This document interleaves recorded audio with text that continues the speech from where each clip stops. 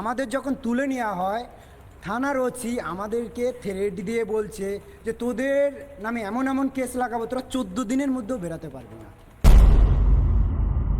এবং যখন আমি এক্সট্রাই করছিলাম অনশন, হ্যাঁ অনশন করেছি, তো সেক্ষেত্রে আমাদেরকে আমাদের সিনিয়র আছে, আমাদের অনেক বয়স সেটাও না, কিন্তু আমাদেরকে থানার ওসি বলেছে যে থ্রেট দিচ্ছে যে তোরা যদি না খাস তাহলে তোদেরকে এমন এমন সেলে দেবো, তোদেরকে এমন এমন টর্চার করবে, এবার তোরা বুঝে নিবি। আমাদেরকে শারীরিকভাবেও টর্চার করেছে।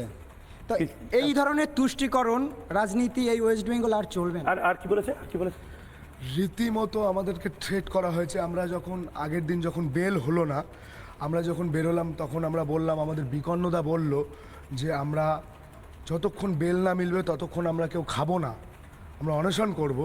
তো আমরা যখন সেন্ট্রাল লকআপে গিয়ে পৌঁছলাম, সেন্ট্রাল লকআপে পৌঁছানোর পরে আমরা যখন জানালাম যে আমরা খাবো না, তার কারণটা হচ্ছে যে আমাদের সাথে যে নোংরামোটা করানো হচ্ছে রাজনীতির স্বার্থে যেটা করা হচ্ছে। আমরা তো কোনো রাজনৈতিক ব্যানার নিয়ে যাইনি ওখানে, আমরা তো গেছি বঙ্গীয় হিন্দুর থেকে, আমরা গেছি হিন্দুদের হয়ে প্রতিবাদ করতে। তো সেইখানে গিয়ে আমাদের সুরাহাটা কি হলো? আমাদের সুরাহা তো কিছু হয়নি। উপরন্ত আমাদেরকে বলছে যে যারা বাচ্চারা আছে, ছেলেরা যারা আছে তাদেরকে বলছে, দাদাকে বলছে, যেহেতু দাদা আমাদের মধ্যে সিনিয়র লিডারশিপ করেছে এই দুই দাদা, সেহেতু দাদাদেরকে বলছে যে আপনারা যদি না খান, রাত্রেবেলায় বলছে, আমরা যখন গিয়ে অলরেডি শুয়ে পড়েছি তখন আমাদেরকে ডেকে বলছে আপনারা কেউ খাবেন না? আমরা বলছি না, আমরা কেউ খাবো না। বলছে কেন খাবেন না? দাদা বলছে না, আমরা তো হাঙ্গার স্ট্রাইক করছি, আমরা কেউ খাবো না, আমরা তো বলেই এসেছি। তখন বলছে যে নাহলে বাচ্চাদেরকে এমন এমন ঘরে রাখাবো, এমন এমনভাবে থাকবে, তারা এমন টর্চার হবে, তার দায়িত্ব কিন্তু আমরা নেব না।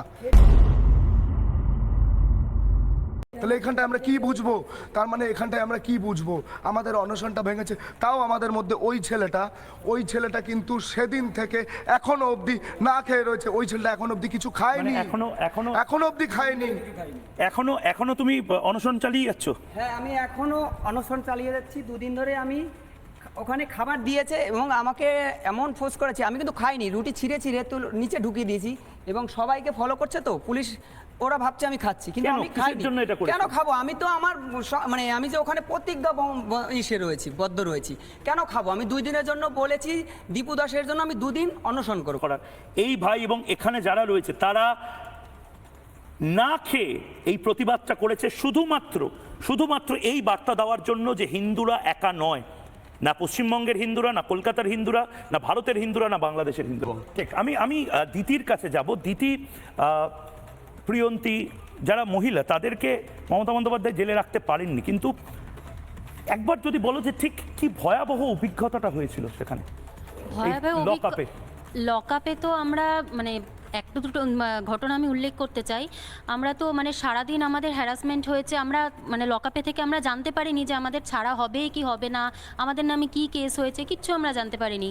তারপরে যখন আলটিমেটলি রাত্রি 10টার পর জানলাম আমাদের থাকতে হবে আজকে, আমরা একটু সবাই খেয়ে দিয়ে একটু জাস্ট রেস্ট নেওয়ার জন্য বসেছি, ঘরে গেছি।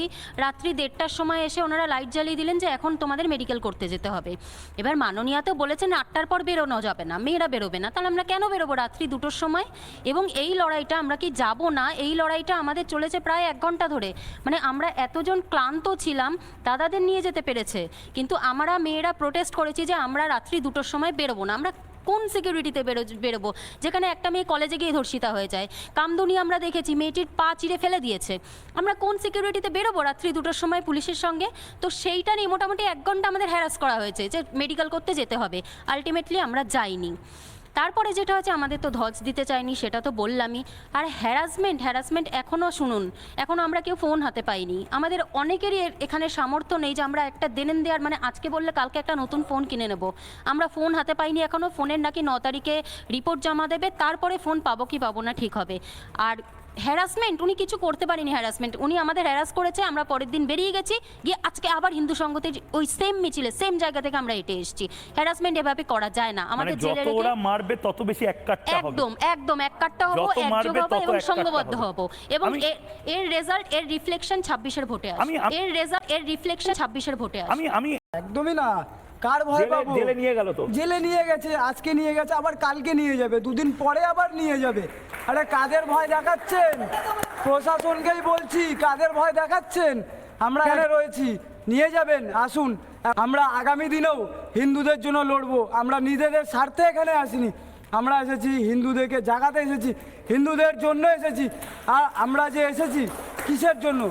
আমার পরিবারকে, আমার যারা দাদা ভাই বোনেরা আছেন, আগামী প্রজন্মকে আমরা বলতে চাইছি যে আসুন আমাদের সঙ্গে এক পায়ে পা মিলিয়ে চলুন। আর